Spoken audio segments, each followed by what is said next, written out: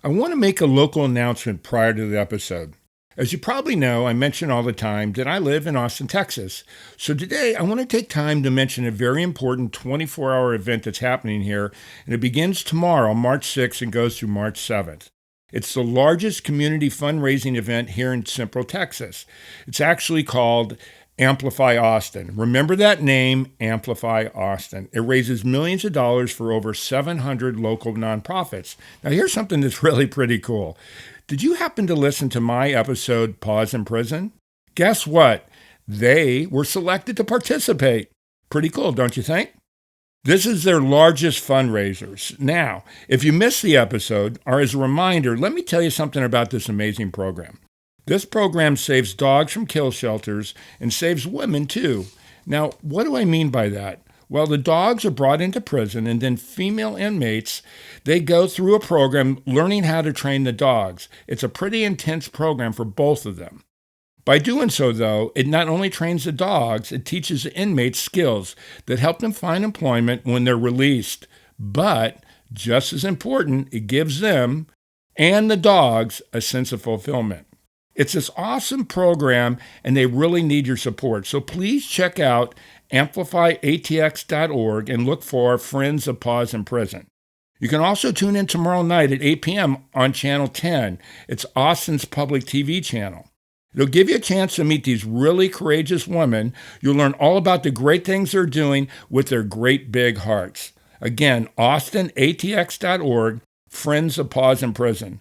Lastly, thanks from the dogs, the female inmates, and me for really helping out. These guys really need it. Make sure you donate something for it. And have a great day. Thank you.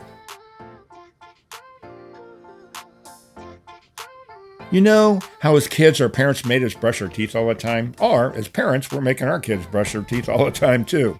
Well, after this episode, every time I'm brushing my teeth, I said it right, teeth, I'm thinking differently. Now you heard me correctly, I said teeth, and I'll explain this in a minute. Aside from the obvious, did you know that the oral cavity, pets and humans, is the second largest and diverse area for bacteria, good and bad, and it has actually over 700 different kinds of bacteria. Also, did you know the studies have shown 80 to 90% of dogs over the age of 3 have some level of dental disease. And it's even worse for the little guys. Dr. Emily Stein, a microbiologist, and really basically just a plethora of many other things, she joins me. And she's got this really cool story. When her grandmother had a tooth extracted and her 10-year-old rescue dog, Tinsley, had complications due to his teeth, I said it again, she went to the drawing board to find a solution. Did you know that dental disease has been the cause of many, many things? Let's give you a few. Cardiovascular disease, Alzheimer's and dementia, obesity, diabetes and metabolic disorders, arthritis, and just a bunch of other things. Now, she's got that stubborn streak. When she decides to figure something out, she doesn't stop until she does. And sure enough, she discovered a solution on how about getting rid of the bad bacteria and keeping the good bacteria would really help these different disorders. She came out with this product for both pets and us. It's called, wait for it, Teef for Life. There it is, Teef. I just love the name, and I'm probably still going to be using Teef. It's kind of part of my personality. Today's episode was so fun. Emily was just this joy. She was really cool. She was informative, and we just had a good time. And I think it carries through in the episode. Wait till you hear her. I think you're going to be having fun too. I'm kind of sure of it. So sit back and get ready for another really great episode. We are supported by PrepVet, providing stem cell therapy for pets. As a pet lover, did you know your pet can benefit from the incredible healing power of stem cell therapy? Prep Therapy offers a groundbreaking solution taken right from your pet's own blood. Say goodbye to joint pain, arthritis, kidney and liver conditions, and more. They'll experience faster recovery, increased vitality, and extended quality of life without the need for surgery or harmful drugs. Put the wag back in their tail and discover Prep Therapy today at prepvet.com. Save 10% with promo code FurRealPodcast, covered by most pet insurance. For real, for real, for real, for real, for real, for real, for real, for real, for real, for real, for real, for real, for real. Got a bunch of furry friends and I love them all the same. I'm an animal lover, veterinarian is the name. Let's share some pet stories from heartwarming to strange. Losses and gains, from wacky to insane. For real. You're now tuned in to For Real with your host, Mark Kyle.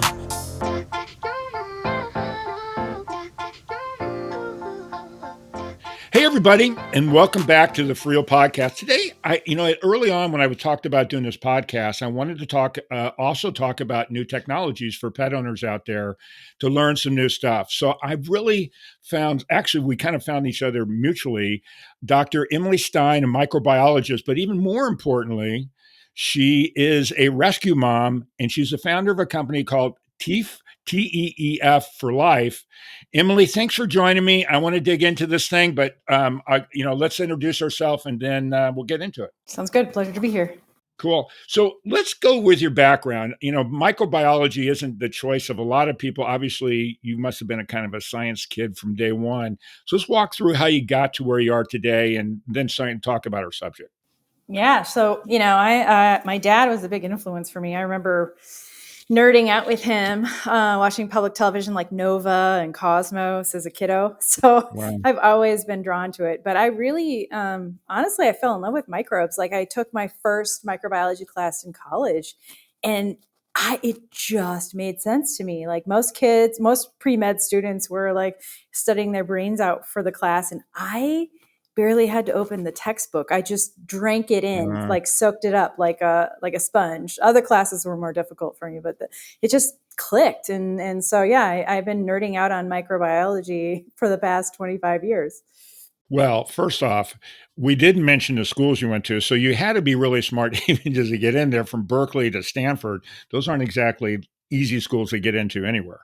No, but I started out, from middle America, from Iowa. I went to community college my first 2 years because my parents were, right. middle income. And then I got into the University of Iowa, got my degrees there, undergrad in microbiology, immunology, and then anthropology. And then spent 6 years nerding out in soil bacteria and learning how bacteria survive exposure to radiation and nutrient deprivation, things like antibiotics and antiseptics and heavy metals, and kind of how they kind of work together to survive. And then because autoimmune disease runs in my family, I switched gears and went into rheumatology for about 8 years at Stanford and School of Medicine there. So I had great before I left school, put it that way. Well, funny going from Iowa to Berkeley that must have been a cultural change. I can't remember. Right? I had never seen a homeless person before I moved there. Well, that makes sense. You just saw a bunch of wrestlers like Dan Gable. Yeah, right. Yep. Yeah, actually, I've met him and I've been able to shake his hand actually, so that was super cool. It's funny. He's probably one of the one person that everybody knows is from Iowa is Dan Gable. Think about what he's done for that state. It's pretty amazing. Oh, yeah. Amazing. Okay, so now you went into rheumatoid and you were doing that, and then get us to give me a little bit more of that journey of how you got to what we're talking about today. So my best friend was my grandma Kamla, my mom's mom, and we would play online Scrabble every day. And my whole lab would help me try and beat her, but she'd always win. She never went to college, she always traditional story. And she had rheumatoid arthritis. So she's the reason I wanted to learn more about it. And then one day my grandma didn't make a play and I got a phone call from my mom saying that she'd had a stroke. And it turns out that she had a tooth extracted the day before because she had gum disease in addition to her rheumatoid arthritis. She couldn't brush her teeth anymore. And honestly, long story short, but she was prone to get gum disease because of her rheumatoid arthritis. And she was a statistic. And we're finding out now from retrospective analysis of, thousands of Medicaid claims that there is this increased risk if you get a tooth extracted or a dental implant placed in your mouth. There's a 4-week increased risk that is 50% risk of having a cardiac event like a heart attack or a stroke within 4 weeks after the procedure. So my grandmother was absolutely the statistic. And the reason is these microbes, the mouth is the second I don't want to call it dirtiest place, but there's, aside from the colon, the mouth is the most inhabited place in the body. So if you create a wound in the mouth, those microbes are going to go in the bloodstream. Well, first of all, because what that's called is a microbiome, which Mm-hmm. I now know because you were coming on, so I did the research. So for guys that are listening out there, so the gut is number one, correct? Yep. And then the mouth is the second one. It's basically the the home for all these microbial things, right? Absolutely. Yep. I have same big words. I'm kind of feeling smart right now. Yeah. There's, every time you kiss someone or your dog kisses you, imagine over 1 million microbes just got swapped. Wow. Mm-hmm. Well, that's not a good thought. That's why I'm a germaphobe. Well, one of the things too that I've read again, and I want to, as a precursor, what you always read on the internet isn't always the case. But I was reading about using the mouth. Because, by the way, the other thing was getting using the term microbiome. It's the most studied one because it's the easiest one to get to. And so, but one of the things because they talk about, gum disease and all that, but all the other systemic issues you can have with it and we've already talked about a couple of them, like cardiovascular, Alzheimer's and dementia, obesity, diabetes. There's your arthritis, rheumatoid arthritis, cancers, Yep. chronic inflammation, which is basically the basis of any kind of disease anyways. But it's pretty amazing because we never realize what that mouth could cause. Right. I mean, in women, endometriosis, pregnancy complications, men and women, chronic kidney disease, liver conditions, definitely gut, but also pulmonary, because you breathe those microbes from your mouth in. When you take a deep breath, there's always particles that go into your lungs. And so, it's linked to pneumonias and COPD, and all of these kinds of cancers are popping up as well that are linked to the microbes living in our mouth, the bad ones. So that's why we're trying Right. to go, so basically long story short, over 13 years, I learned how to biohack my grandmother to stop her microbes from causing any more problems and to swap out the bad and try and grow the good. And we're using, approaches that I've used for many years in grad school, very traditional, safe approaches. We're literally using nutrient carrots and nutrient sticks to steer the microbial habitat. So we're forcing them to eat certain things that makes them secrete better things for our health. Long story short.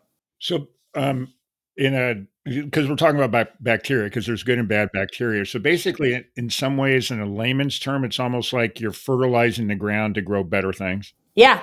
And we're blocking the growth of the harmful. Right. So let's keep going here, because one of the things I also read, I think it was on your website about your dog Tinsley. Tins, yeah. So you've got your grandmother. Yep. And then you've got Tinsley, which is, by the way, a rescue for all you guys that are listening out there. So let's talk about the journey, and then we can get into the science of what you're doing now and all that kind of stuff too. Yeah. So after, I went to town trying to biohack my grandmother, we figured out what to do for her. So we put the active ingredients in just a mint that she could suck on because she couldn't brush her teeth anymore.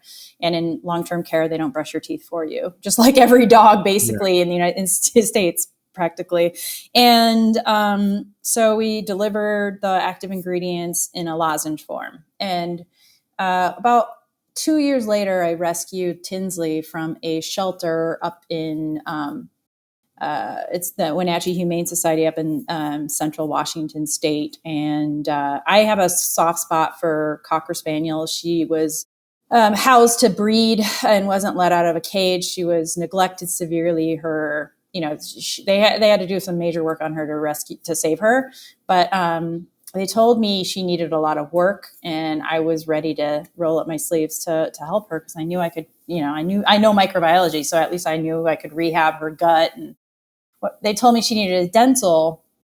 So I'm like, okay, I can probably manage that, right? Because I'd spent some time with my grandmother. Yeah. And then, she really did. She had such severe gum disease that within the next 2 days after I rescued her, she was in an emergency department getting 21 teeth extracted and her body pumped full of antibiotics to save her life because the infection had spread to a bloodstream infection. And so, my first experience with her wasn't very long before I had to hand her over to the vet. But yeah, $6,000 to save her life, but it was worth every penny. Oh, of course it is. Yeah. So let's talk about it again. Let's dig a little bit into the science because I don't know much about this, and I've now done some researches, so I felt like I could say some big words to you, so you think I knew what I was talking about.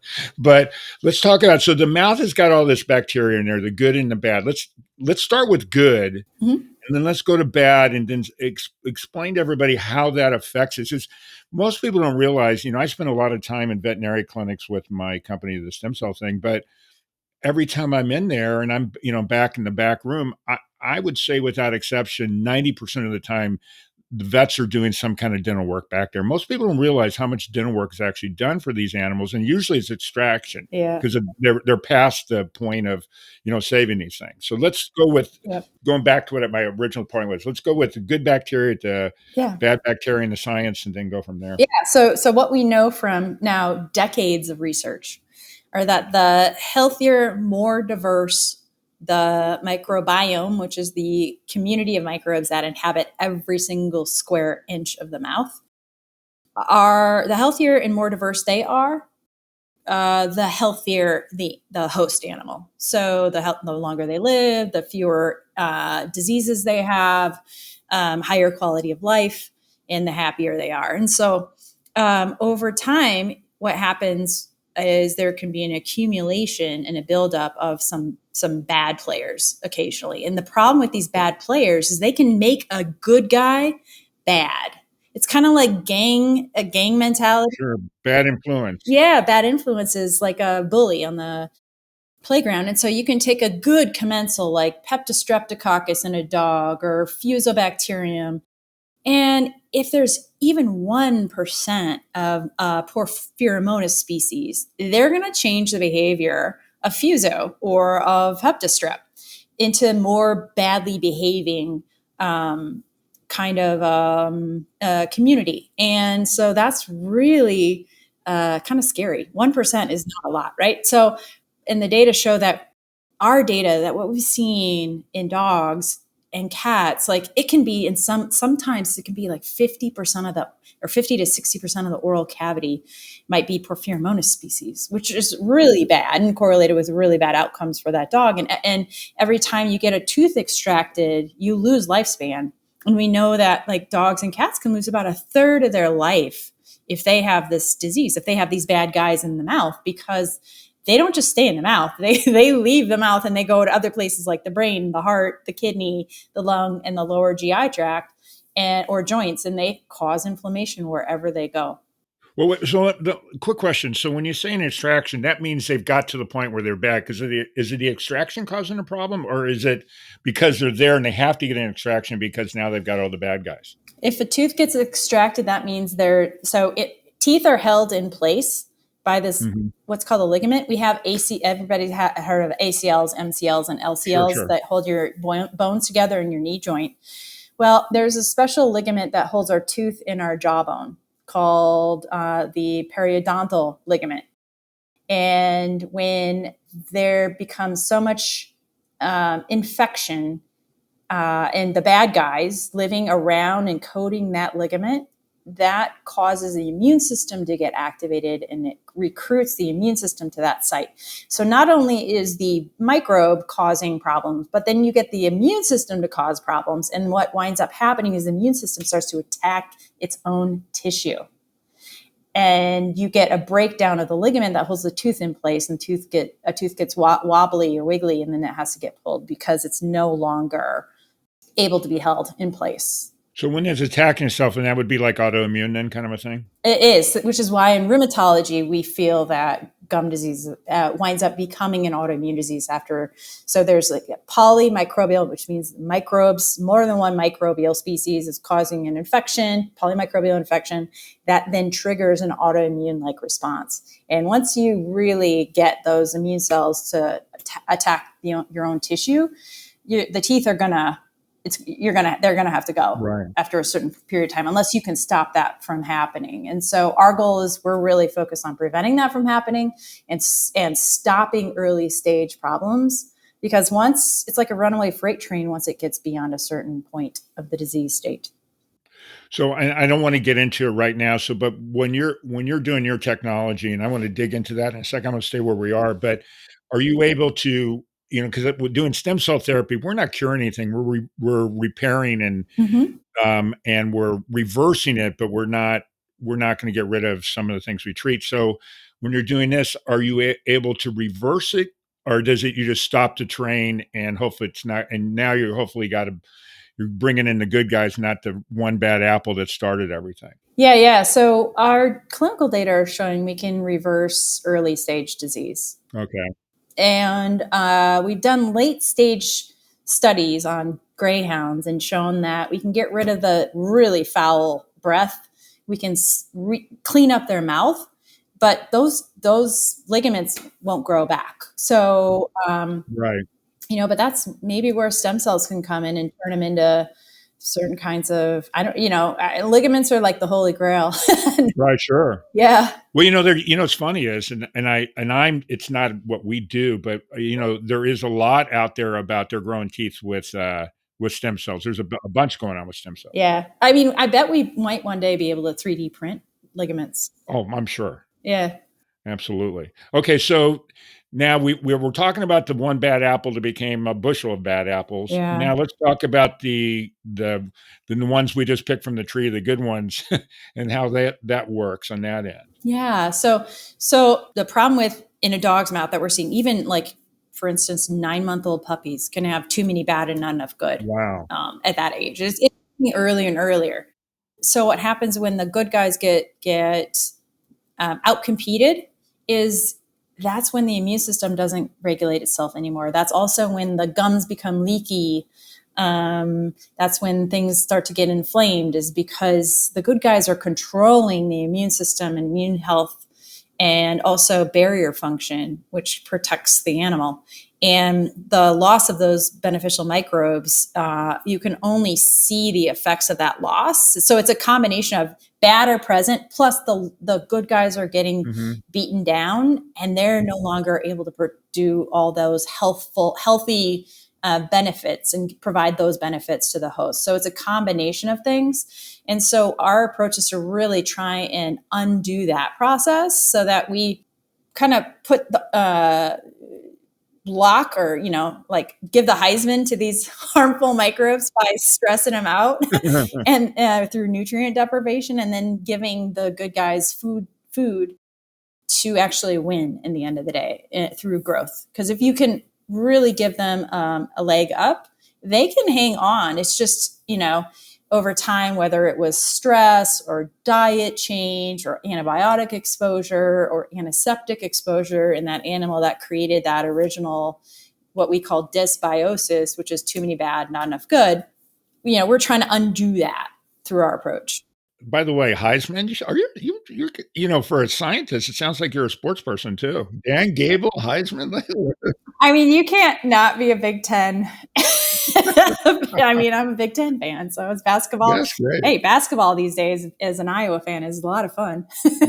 And their football's been good too, actually. Football's been pretty good. Yeah, it's always the O-line is always good. It's just the quarterback always is. Those corn-fed guys. Yeah, right.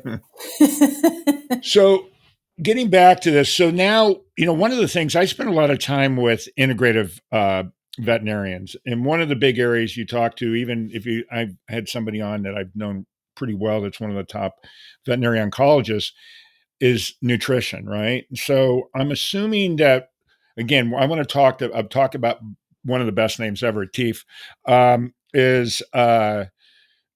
about how that works. But do you do that in conjunction with recommending better nutrition for these guys? Oh, fundamentally. Yeah. Like Teef can only work as well as you feed them. As well as you feed them. Yeah. Like if dogs are on a really clean, diverse food source with a low carbohydrate, low filler diet, wow, you see much faster results. And we can really undo a lot of the damage. If a dog is fed a ton of, kibble that has rice, corn, wheat, chickpea, potato, those make Teef work really hard because it is the main cause of growing the bad is feeding a dog or a cat things that have carbohydrate filler in it. It's growing the harmful microbes, either directly or indirectly, we're finding. Well, it's funny because that just reminded me of something I saw in on your website, because what you're doing is similar to a keto diet, which is all protein. Yeah. So we're going back to the roots of the animal. So which is where the microbiome originates from, and because it's a symbiotic relationship, we're trying to mimic and counteract the carbohydrates that have been introduced into these foods that dogs and cats should not be eating. So what we've been doing is shutting off the ability of microbes to take in any carbohydrate, and then we're stimulating them to eat protein instead. And that's it's a cycle in bacteria called the urea cycle, but that's strongly driving the bacteria even way below the gum line to start breaking down protein, which is actually beneficial for the immune system, for gum health, and for the dog and the cat, because their historic ancestral evolutionary physiology was based on them eating a foundational diet of protein, animal protein, and then Right. and the bacteria and fungus that inhabited their mouth and gut was used to that. And we've only switched it recently, and that's why we've seen dental disease go sky high. Like historically, I'm talking human evolution, and I'm banking on my microbiology here in my anthropology background, but like the Vikings, the Egyptians, those guys, occasionally you'll find the resuscitated bog people that were, mummified basically in those bogs. And in the UK, they don't have that many missing teeth. Really? I've never heard that. Yeah. But they had a diverse diet, and it wasn't processed. It's not like they had dental floss back then. So, and a water pick, and, they didn't have dentists and dental hygienists back then. So, Sure. And neither did the dogs or the cats. So, it wasn't as common, and now it's just an epidemic proportions. And you mentioned how frequently cats and dogs are getting their teeth cleaned. The teeth cleanings and extractions happen to be the second biggest financial driver keeping vet clinics alive. Like it's a real big moneymaker for them, because the cost of an extraction is so high these days. Right. Yeah, it's funny. I had a guy on, another vet that I know, but he was talking about pet insurance, and he was talking about the expense it is for just a dental workup, how expensive it can really be unless you've got dental insurance these days. Actually just pet insurance itself. Yeah. So one of the things I think it was I listened to one of your a podcast you've been on or something, and they were talking about the biome and the difference of the microbes that are in your environment. I think one of the examples was cats could be an alley cat or can be a different cat and be completely different just because of, I guess, their diet or the way they live, or how does that work? 100%. So what we're finding now is you're born with your maternal microbiome in the environment that you were born in. So like for C-section dogs, they're coded in the microbiome of that room they were birthed into. Just interrupt real quick. I just read something, this was on the human side, about how people were thinking, because babies are in a sterile environment, but not necessarily, because when they're being born, the anatomic fluid is affecting them right away. So that millisecond you're born, you're now getting all your microbes and all that kind of stuff. Well, guess and the data that hasn't even hit. Well, it's been in the scientific literature for years, but it hasn't hit mainstream media yet. But the real truth is that microbes are present in the womb when you're 4 cells or 8 cells or 16 cells. Wow. They're there. They've been there the whole time. And they've been doing studies with mice. They've now done studies with pregnant sheep. And we already know the correlation between humans. So if a female has gum disease while pregnant, the risk of having preterm birth, stillbirth, or low birth weight offspring is significantly higher than anything else. It's one of the leading causes. And that's because the microbes don't stay in the mouth. They actually make their way into the into the placenta. Huh. And they're coming from the mouth because they did this really cool study where they labeled E. coli red, green, or yellow, and then introduced it into pregnant female, obviously female, sheep. And they did the yellow one. They introduced intrauterine, so intravaginally. Thinking, is it going to crawl up there? Well, they don't have legs, so it doesn't crawl. Right. They took the red and they injected it in the bloodstream, thinking that was the likely source. And then they put the green in the mouth. The green one, the green coated the fetuses. Wow. That's interesting. Really interesting. So there's this magic anatomical pathway we don't understand that these microbes are using. And it's likely not through the bloodstream because the function of the liver is to clean the blood. So COVID has taught us that microbes can zip through our nervous system.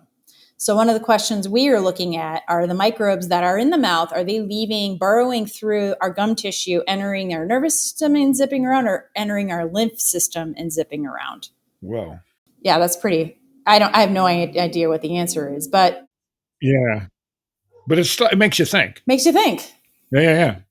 And the thing is, most people don't realize is that bacteria is the most primal thing around. It's been around forever. Yeah, that's actually why we named our company Primal. Primal Therapies, yeah. Because we're treating the microbes, they are our patients, and then they happen to inhabit a host that's a dog or a cat or a human, or we're working on horses now. But trying to stop them from causing inflammation and infection. Okay, so I'm confused. So Primal, but Teef for Life is just the product? Our product brand. Mm-hmm. Okay, now I understand. So let's get into this now, because we're educating everybody. You're really educating me, but we're educating everybody. Hopefully, that are listening. So you see this thing. You notice that you've got your grandmother, then you've got your Tinsley. So okay, I'm going to figure this thing out because obviously there's a need here. Walk me through how you got to the product, and I know you were working with your grandmother and doing some stuff too, and then I guess it transferred over to Tinsley. But get to where we are today. Again, I love the name Teef. Yeah, my co-founder Lindsay actually came up with the name Teef. It's the best name ever. I know. It's so clever. And by the way, when we'll get into the other acronyms you have, and I told you that the first time we talked, is I love the acronyms. I like silly little stuff like that. Obviously, when we tell the cringing jokes, but the smart technology and all that too. But I want to shut up now and let you talk. I'm sorry. No. So my grandma had her stroke, and I literally went to visit her, and I swabbed her mouth, and I grabbed her microbes, and then I flew after I hung out with her for a while. Then I flew them back to my apartment, and I spent a good year and a half buying every single ingredient I could, and doing high throughput screening, which is a fancy term that we use in biotech for finding ingredients that stop them from misbehaving. Yeah. And I bought like pipettes off of Amazon, and I had my friends who had companies buy dental pathogens, because they're not going to ship to an apartment building. And then I literally set up a little lab in my kitchen. Heard of it. You're not the normal granddaughter. Let me just tell you that right now. No, not your average granddaughter.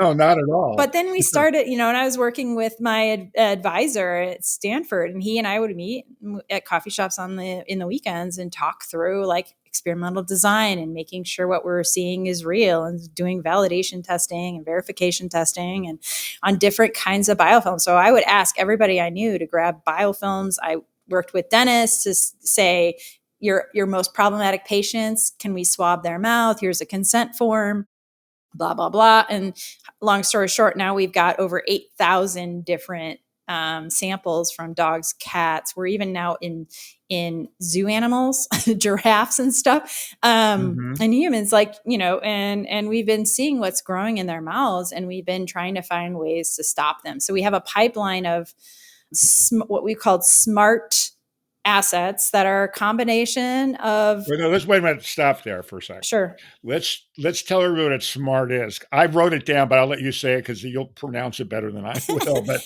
so SMART by everybody is an acronym for their technology, but it actually means something. So go ahead. It does. So it's selective, microbial, metabolism, regulation technology, Yeah. which is, long story short, for just saying we are using ingredients that naturally occur in a combinatorial way to smartly and selectively shut down bad and selectively grow good.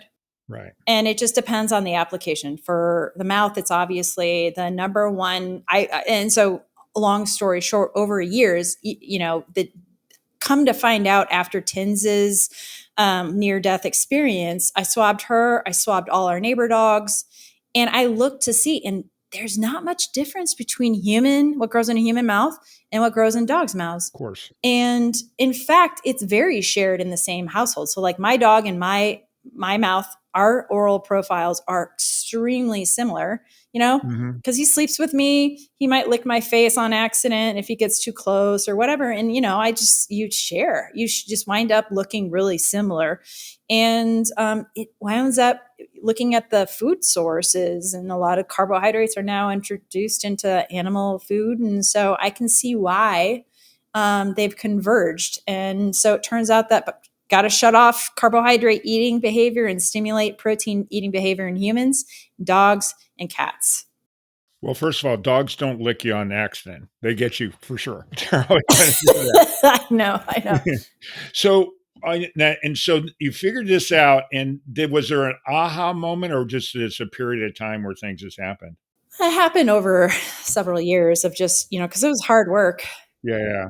Yeah, it was hard work. And then doing clinicals and stuff. I mean, we've done applying for grants to do clinical studies from the NIH. And, we've done even Alzheimer's patients. We've done small dog studies, large dog studies. During COVID, we did a whole year-long study in over 300 dogs. So, we've really done our diligence. Our cat product, that took a good 2.5 years of development because, we just wanted to make sure we got it right. And so that's right, because one of the things I think I heard or read is it's basically species specific, right? Yeah. So cats, and and thank you to Michelson Found Animal and Base Paws and other partners, because they use their network to help us source cats from all over the country, from strays to kittens to, very prestigious award-winning cats, right? Mm-hmm. And because we wanted to sample, get a really good understanding of really who's living in cats' mouths. And it turns out a heck of a lot of different kinds of organisms and a surprising amount of fungus. So like yeasts and filamentous fungus and all sorts of different species. And so they have they have different kind of a gum disease problem than dogs and humans do. They have a lot more what's called stomatitis than we do. Stomatitis in their eyes as well. Yeah. And it's super painful for cats, but then they don't show you and tell you that they're hurting. So it's like they're suffering silently. So it's really important to just keep the burden of these harmful sugar-loving microbes down in the mouth for the health of the cat. And some of them are now linked to chronic kidney disease, which makes sense because in humans with gum disease, CKD is a big problem as a comorbidity, and same with cats. Well, it's funny. I really tried to talk very minimal about stem cells, but we actually treat stomatitis regularly in a lot of kidney disease as well. That's kind of interesting. Oh God. Yeah, it is interesting. Yeah. They oftentimes too, here's a crazy thing, and this is completely off topic, but when we treat like CKD, chronic kidney disease, oftentimes they're older animals, right? Yep. But we're in, if you use acupuncture and all that kind of stuff, it also affects their hearing. So these older animals, when we've treated them, it's crazy. We'll treat these either cats or dogs. Dogs, you can test it easier from a standpoint they respond, but we'll get back, and it's not something we're promoting, but the bottom line is when we treat these dogs and they have good success, the dogs start hearing better because they respond to the we can't test, hey, what's that sound like? But we're actually seeing that as well too. Completely off topic. Let's go back. No, but I mean, it's crazy because when you have your thumb on, I call it a node of intervention, like you're just describing, other systems kind of, you're seeing indirect effects and benefit. And wow, what we see in dogs once we clean their mouths up with Teef is pretty cool as far as gut health, skin health, like the hot spots and stuff. Sure. general urinary, and interestingly, like lacrimal glands and like the sinuses and stuff. Yeah. Yeah. So it's pretty interesting how it's all connected. I love journeys, right? So you never know where a journey's going to take you. Your grandmother took you to where we're talking about today, to some silly podcast, but I mean, we're talking about stuff that's really cool. So by you taking care of a mouth, you're taking care of their entire being. Yeah. It's holistic health, basically. Yeah. And I mean, from our human studies, like we've done older adult studies and, underserved populations. And it's just that you're alleviating pain too. That never gets talked about. Yeah. I mean, we're talking inflammation is one of the things when you look at that, and inflammation, anytime we're hurting, generally it's, for anything, it starts with inflammation. Yeah. So inflammation requires also a microbial signal. Right. You can't get inflammation without a microbial signal. You can get a wound healing response, but even then you have your own biome. So we don't know. This is funny from an inflammation standpoint, because I spent way too long at Stanford studying inflammatory diseases. Is we don't know how to get inflammation without a microbe present. Oh, wow. Because no organism is super sterile to do any mouse experiments or anything like that. Yeah. Yeah. And you can do in vitro stuff like with, mammalian cell cultures, but they don't correlate necessarily with what we see in the animal. Huh. Yeah. That's interesting. Okay, so let's get back to smart technology. So you've created this stuff, and whatever. Well, we want to talk about cats, dogs, or horses, whatever. So now you've come up with the formula, and I'm going to try to do it in my words, and I'll probably really screw this up. So you've come up with a formula to basically to negate or stop the bad bacteria to create the good bacteria to better health. Yeah, basically, yeah. Basically, that's me. Basically, for the ingredient combination we found that's in the dog formula is called Protectin 42, because the goal is to protect all 42 teeth in the mouth of a dog, right, for their lifetime. And we named the formula for cat Protectin 30, which is for the same reason, to protect all 30 teeth in the mouth of a cat. So, and then Teef for Life is just our the product brand, but it's and the goal again is keep those teeth in that mouth for the lifetime of that animal, because we know they're going to be better. They're going to feel less pain, have a higher quality of life, and be healthier. So let's talk a little bit about the product. So the product it's a powder form, right? Yeah. Yeah. Yep. And by the way, for you guys out there, you can go to, her website. And we'll talk about that in a second. And if you want to look it up, or you can, I don't know if some of the vets are probably carrying it as well, but so you get it. Can you walk how it works out, for the guys that have animals that have bad teeth, so they want to make sure that they're healthier. We'll just walk through what it is. Yeah. Yeah. So it's just the active ingredients. We don't use fillers or anything. And they're proteins? Amino acid, a vitamin, and then a fiber. Okay. It are the three magic combinations that's patented that really works solidly together. So the fiber plugs up the microbes. They can't take in any sugar.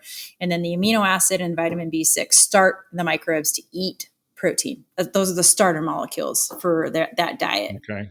And so it's just the active ingredient Protectin in the drinking water every day, because it's soluble, so it goes into water easily. And the thought was that the tongue happens to be a very large reservoir for microbes in the mouth. And so the thought was if they're licking it up with their tongue, they're going to get it everywhere else too. And, now we're finding some raw fed animals don't drink a lot of water. So you can put it in goat's milk. We've done that. It still works. You can even put it as a topper on some of the foods.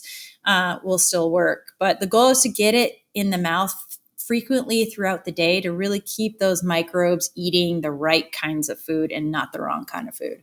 So I'm going to use me as an example. By the way, I have a rescue as well. But she's got like a 5-gallon jug water, so I don't have to give her water all the time because this dog runs nonstop. Mm-hmm. Will it last more than if you put whatever the measurable amount is per gallon or whatever? Can you just leave it in there and it's fine 3 days later, or how does that work? Yeah, we recommend 2 because we don't have any preservative on board because we want the good microbes to grow because preservatives block good microbes from growing, which is why preservatives in food are bad for gut health and oral health. Right. But yeah, so a scoop in a water dish or a container, and we have some customers that have multiple dogs and multiple Right. water dishes throughout the house. So what we recommend is just building a pitcher and filling it up frequently throughout the day and storing it in the fridge. That way there's no microbial growth. And the key thing that we've learned is that we need to wash the water bowl and the food bowls on a regular basis with soap and water because they have their own biofilm. Sure. Yep. And that can also be a source of bad microbes because the water is not sterile that we're drinking and that's coming out of our tap. So just be mindful of that. And so you start, and I read this. I think you recommending. And one of the questions that was on your FAQ things, it was talking about can you give it to puppies, and I think it was like 7 months or 9 months or something is when you start giving it to them or something like that. Actually, we recommend. I started my dog, who I have now. I rescued him at 3 months, so he was on it from 3 months on. Okay. But the key is like we particularly say that because they're done teething then. Wait a minute. Let's say it. Done teefing. Done teething, yeah. So once you're done teething, you've got your permanent teeth locked and loaded, and your microbiome is normally fixed by then too. So you really need to have them on it by then, preferably before, but any time after. So I've got, and this is a ringer, and you may not have it. Can you tell everybody kind of a good story of somebody that got on it, other than Tinsley, yours dogs, that you've heard that really got on this stuff, and whatever the cool story was on that? Yeah. There was we've had a couple. Good. Well, then tell them both. Okay. Yeah, there was a dog who entered a 30-day challenge. A small dog breed of the adorable. I'm forgetting the breed, but it was in Singapore because we're in multiple countries now. But and it had massive abscess in the canine. I mean, just huge infection. It must have really hurt the dog. But within 14 days, the infection started to already subside just by changing the diet, and the teeth started to clean up a little bit. But mostly, it's all about gum tissue and gum health, less so about pretty white teeth when you're thinking about dental health in animals and humans. Sure. But yeah, that was a really cool story. So there was no need for an antibiotic in that case because we sugar starved the disease-causing pathogens in the gum tissue, and they wound up dying, naturally being outcompeted by the good guys. And then another example is I've been told that the pet owner was told by the vet that they needed to schedule the dental cleaning because it needed it, and recommended Teef for at-home care until the dental cleaning, which was about 2 months later. Brought the dog in for a dental cleaning, and dog didn't need it. Wow, that's pretty cool. Yep. So I still keep going back. You went to your grandmother, you went to Tinsley, now you're this big business person. Oh, I'm trying to be a business. I mean, yeah. You're a scientist at heart. I know that. So, but you're a scientist business woman, I guess. Yeah, I'm not. I'm a really bad salesperson, though.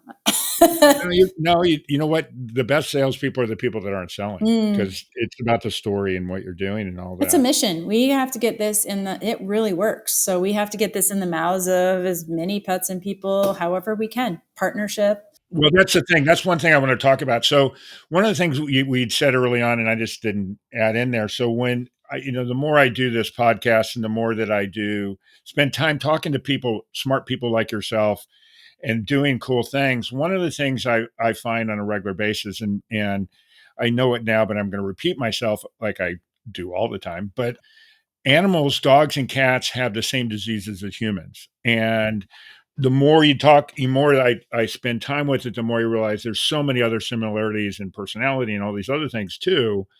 And with you going originally, I mean, it was for your grandmother, but really you targeted the animals first, dogs, and now you've transitioned into the human market as well. we're talking, this is generally about animals, but, you are in the human market. And for those guys that are out there, you basically put it in a glass of water and drink it every day is what you're doing? Because, we still have the lozenges that I built for my grandmother. So it's like a mint after meal mint. But we are coming out with the water additive for humans. It's the same. It's basically the same. It's just called something different. And we're adding a little natural lemon pectin, so a little flavor on board. So it almost tastes like a lemon water, but pH balanced. And we also have the unflavored version, which is what we give to the animals, because everything we do is all human grade all the time. Well, one of the things that I know a little bit about is that stress can also cause gum disease, which probably means it's creating its own bad bacteria. Are you finding that? So Yeah. So stress actually, so there are certain microbes that literally feed off of the molecules of stress, like stress hormones. right. Candida is one of the most widely known ones that loves cortisol. Yeah. And you're feeding that, creating that ecosystem that favors certain kinds of microbes. And if you're stressed, you're definitely going to favor microbes that love a stressful environment, love those stress hormones. And so then if you counteract that with Teef for life, Yeah. you're probably going to help that too. It's funny because one of the episodes I had was with this woman. She's amazing. I always talk to people, and you're in that list. I get podcast crushes on people. And it's female and male. Doesn't matter who they are, because I just think it's so. I have a real big thirst for knowledge, and anytime I'm learning something new, I literally get a big crush, and I start bragging about. Well, I talk to them about this and that and that. But so, and she actually studies PTSD in dogs. I mean, it's been around forever, but really in the last 10 years, it's really become a thing because these animals go through some of the same cortisol issues that they have. And I would bet you that I'm going to send her a message on that too, if she finds these dogs that have gum disease along with it, because I know it's a real deal, but I'm wondering what some of these animals she has, because a lot of these animals go through the same stuff we go through. Oh, absolutely. Yeah. Yeah. It's and like Tins, she was, super stressed in rescue, and she had super distrust of humans, and I don't blame her based on Well, of course. report. And she was a mess. It took a while to calm her system down and get her microbiome balanced out. I wonder if your microbiome, do you have a healthy one at this point? If that would in itself also help with the stress. Because I don't know. I mean, that's an interesting thought, is to go backwards versus, from stress to gum disease to, causing problems, and deal with the gum disease for the biomes. And then all of a sudden, maybe it helps your stress as well. I don't know. Yeah. Well, we do know that if you grow up for like human health, there's this magic microbe called Akkermansia that lives in your GI tract, and it secretes GABA, a neurotransmitter.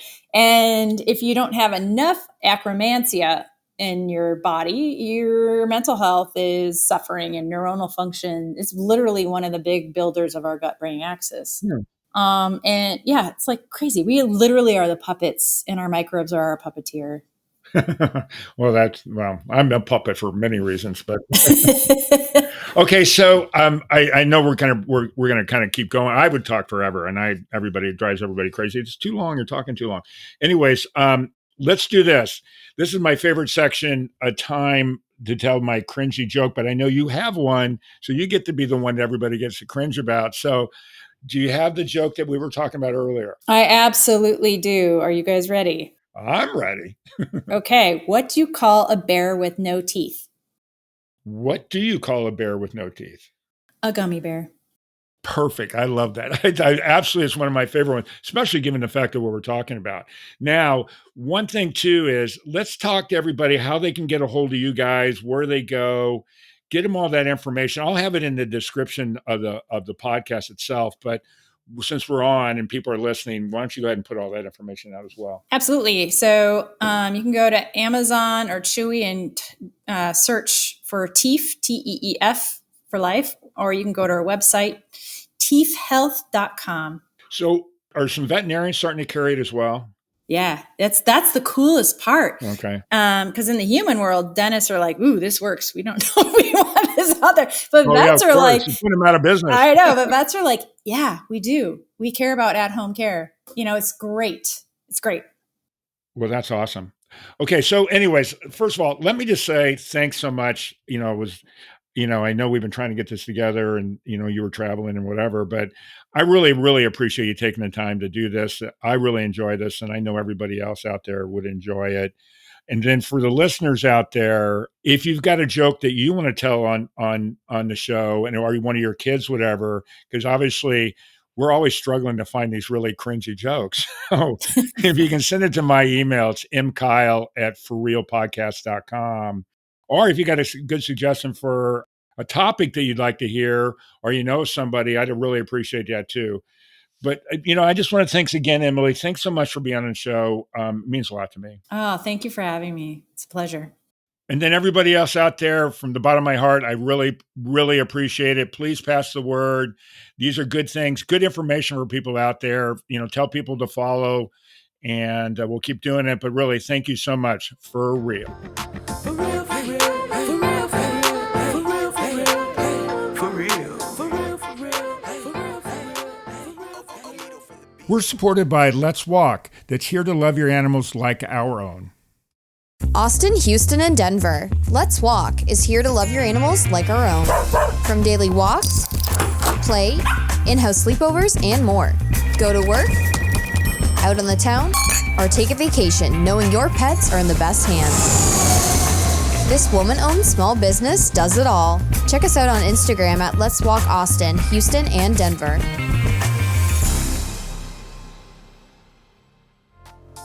That concludes this episode of For Real with your host, Mark Kyle. For previous and future episodes of For Real, listen via all major podcast streaming sites.